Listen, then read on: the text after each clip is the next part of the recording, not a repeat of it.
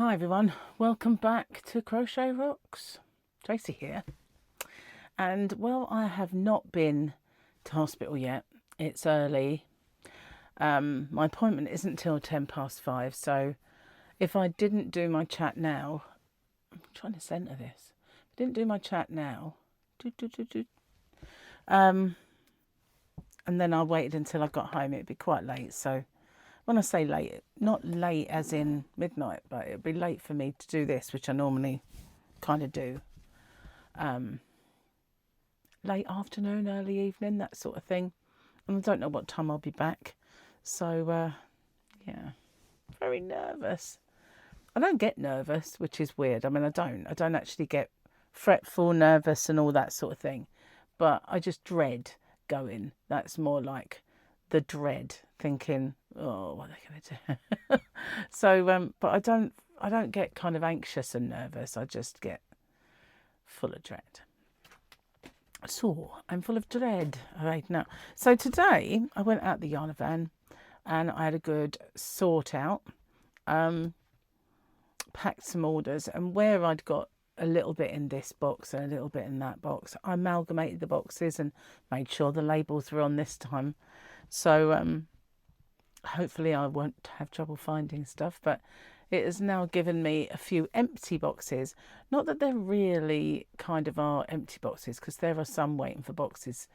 So, yeah, I mean, it's for a drop in the ocean of the sorting out I need to do in there, but it's quite exhausting.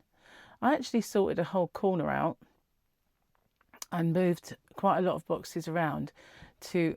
See, I always do this, right? I have this theory that if I go in there and I move stuff about, then this always happens. I don't really need that one on the top, or I can put that one in the corner and then bury it under loads of others, because nobody's ordered that in a while, and you know, I'm probably not going to get an order for it. And guess what?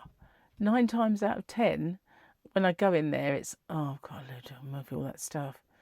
So yeah, I do have to like hump them all out of the way to get to the one that I thought was going to be the one I wouldn't use. So it always happens, always does.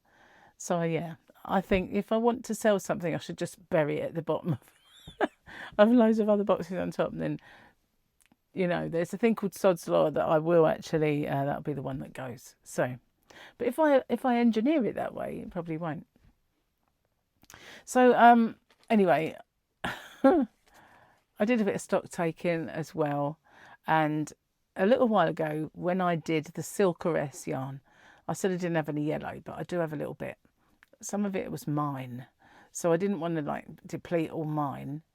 I know I kept some back for me, so I put a few of those in so that if anybody wanted to make a rainbow of things, there is some yellow there, but it's not a massive amount. But I'm surprised I had any, to be honest. I really didn't think I did. But and the good thing about that was I had 3 boxes with the Silkeress in, and I've got 2 jam-packed boxes of Silkeress. So that's good. I freed up another box by just making sure that everything was packed where it should be. And I did another stock take of another yarn called Marshmallow Pies. And it is a signet yarn and a cake. So I'm already cheaper than everybody else for marshmallow pies, but I'm giving you a little heads up that that's going to be my next last chance yarn, is the marshmallow pies. I didn't bring any in to make a video because I've got this to do today, and I just figured, you know, when I'm not going out and all that stuff, I'll get on with it. So that's what I've done. I've just put it nice and handy so that I can get hold of it, and did a stock take on it so I know how much I've got. And yeah, as luck would have it, the stock on the computer was dead right, except for one I thought I'd sold out of, but I think it might have been that I kept one for me. You know, I do this a lot, and then when I go and do a stock take, if I'm over by a certain amount, it's because I've just thought, I might have some of that. And I don't put it all in, and you can go get it later, and I never do, and I forget that I've done it. So I know I don't like it when it says I've got more than I have, but when it says I've got less than I have, that's fine, because it just means that I haven't actually put it all in. But so anyway, they're in, and they will be the next one. And they're quite nice colours. Let me just have a drink of water. I didn't bring a drink in with me because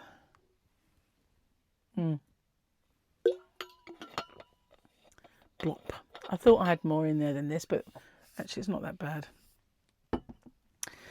I didn't bring a tea in because, quite frankly, we're going out shortly and I didn't want to be going, I need the loo. And also I just had some experimental drink. It was Dr. Pepper Zero Cherry Blast or something. And I found it in Aldi. We don't go in there very often, but we went in Aldi. Gary wanted to find some lobster tail thing and he never did find it anyway. But in there, I said, well, should we try this? So we got it and I finally put it in the fridge and I thought, well, let's give it a try. It's all right. It's all right. I can say I liked it, but will I buy it again? Probably not. It's not that I didn't like it though. It's just, got so many of them out now.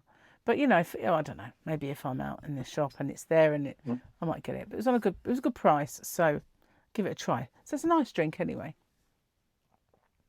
So that was I feel like they should send me loads of product when I review these things. But yeah, so I just had all those drinks and I thought I don't really want to bring a drink in with me. But as long as I've got the water, then that's fine. So, my little experiments that I've been doing with my videos, I've been sitting there working on them and everything. They seem to be paying off. And, yeah, I'm a bit surprised. But the proof of the pudding will be in a few days' time. Because at the moment, the UK is languishing in changeable, coldish, cool weather. So, 1 minute, in the southeast here where I live, which is the warmest part of the UK anyway, sometimes it's actually quite sunny. The other day when I filmed the garden, it was one of these days, but the sun came out and it was hot, but it didn't last before, clouded over and everything else. So that's what we've got at the moment. We've got to contend with changeable weather. It's raining 1 minute and cold, windy, and then the sun. So it's just really, really changeable weather. Not freezing, but not nice, all right weather. This morning I fed the cat and it was raining. It was like sort of drizzle. So, but it's brightened up and it's quite pleasant out there now. But we've got a little bit more of this to the end of the week, and then we have a heat wave coming. The hottest time of the year so far will be coming up very soon. Heat wave. This is the joys of living in the UK. Our weather is never the same from 1 week to the next. Sometimes from one day to the next. We can have awful weather, hailstones and goodness knows what, and then we can have a heat wave. So I suppose our weather is as fickle as the people, I would say. Definitely. So let's do the things before I forget. And I'm just mindful of the fact that when I take this off, that one might decide to leap across the room like it did before. So we had a dinosaur looking thingy. Now we've got a quote. I am surprised to see this place is still standing, said the Mandalorian. So I'm not sure what place they're on about. Let's have a look at Grogu. I'm not sure what place they're on about, but it's probably that thingy on Mandalore. Their home world, probably. I don't know for sure. The film's getting closer. So, yeah, the joke yesterday, I think my response about it loosens nuts was actually funnier than the joke, to be honest. Didn't intend it to be. This is usually my mouth does that. Opens up and then the consequences fall out. One cup said to the other cup, let's play a game and see how much tea we can hold. The other cup says, nah, that's a mug's game. Goodness. That's a mug's game. See, that only works if you have the saying, it's a mug's game in your country. If you don't, it just, obviously, it sounds exactly how it is. It's a mugs game. You know, call me a mug. It's a mugs game. Yeah. Because, you know, that is one of the sayings in this country that, you know, do you think I'm some kind of mug, mate? Do you think I'm a mug? Why? Oh, I feel, let's have a look. Okay. Where does the saying being a mug come from? Another one. Ooh.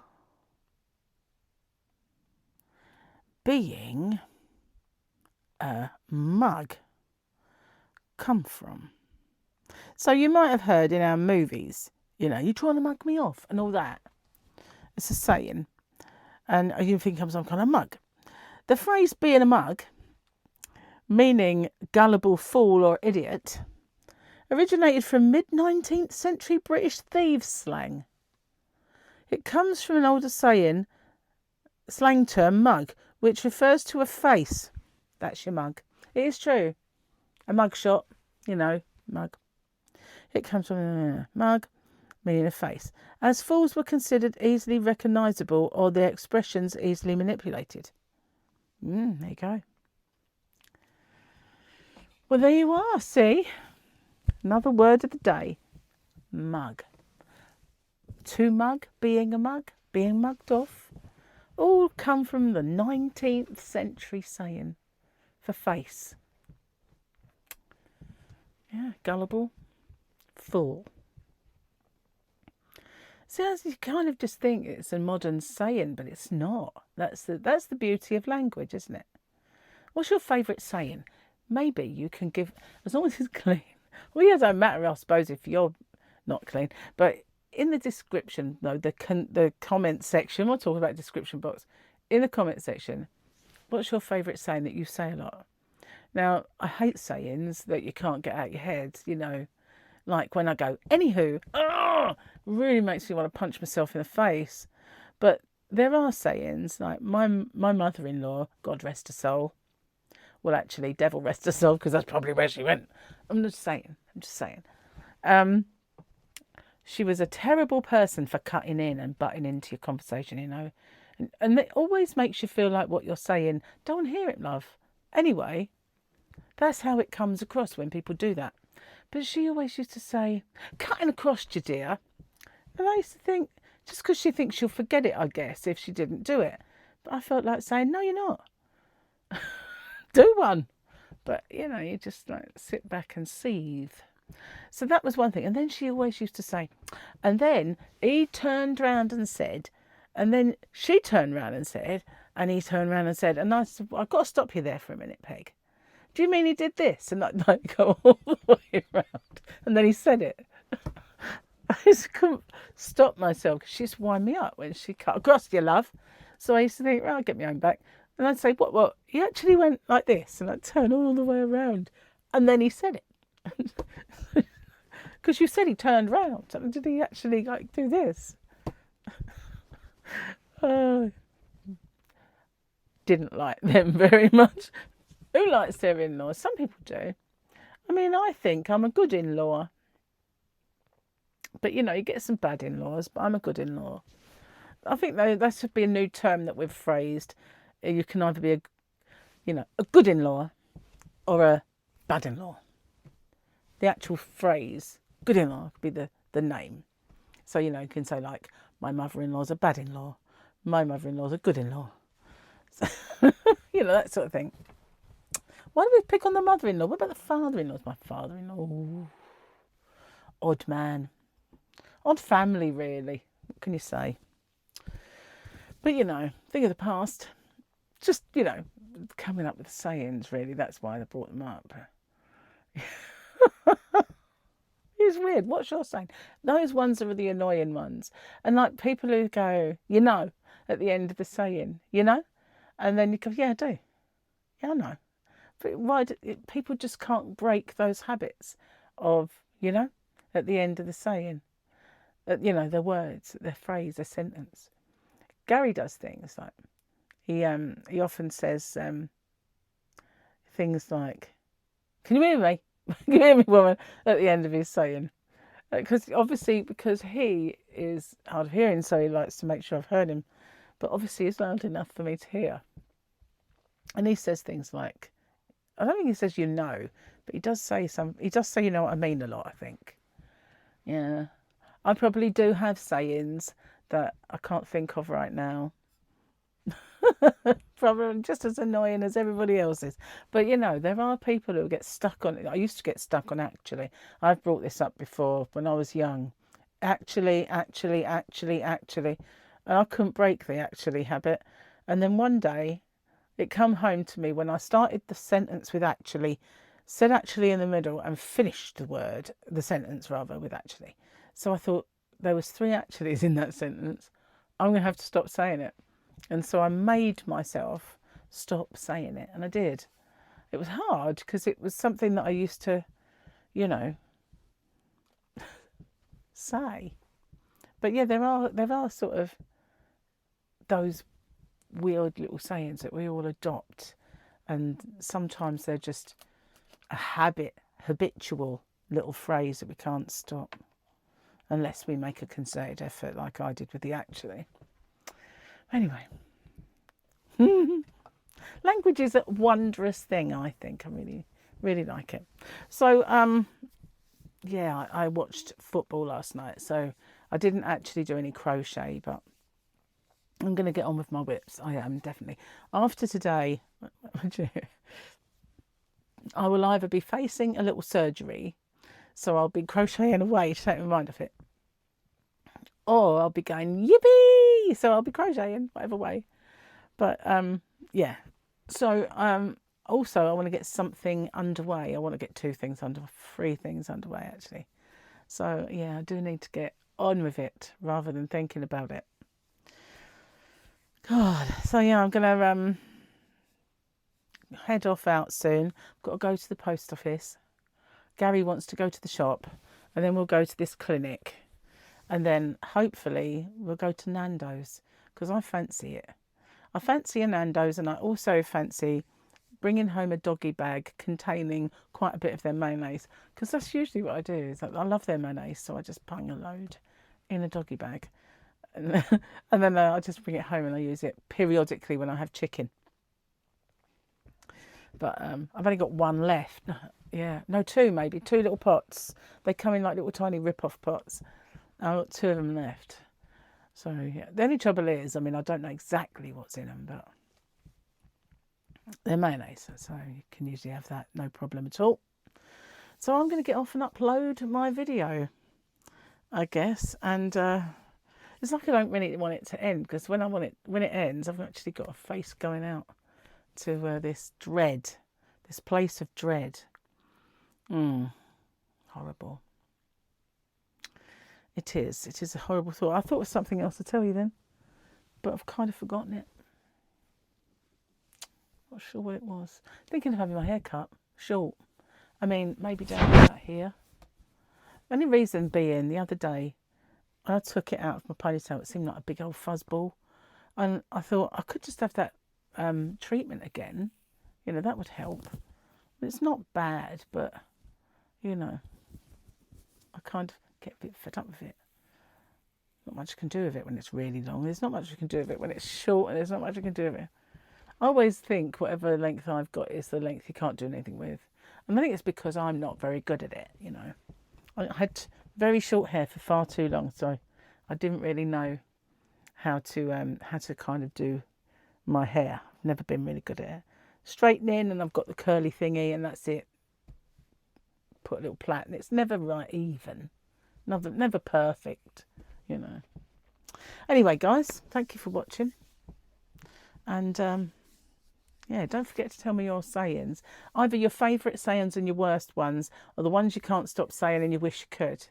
So I'll see you on the next one, guys. Bye for now.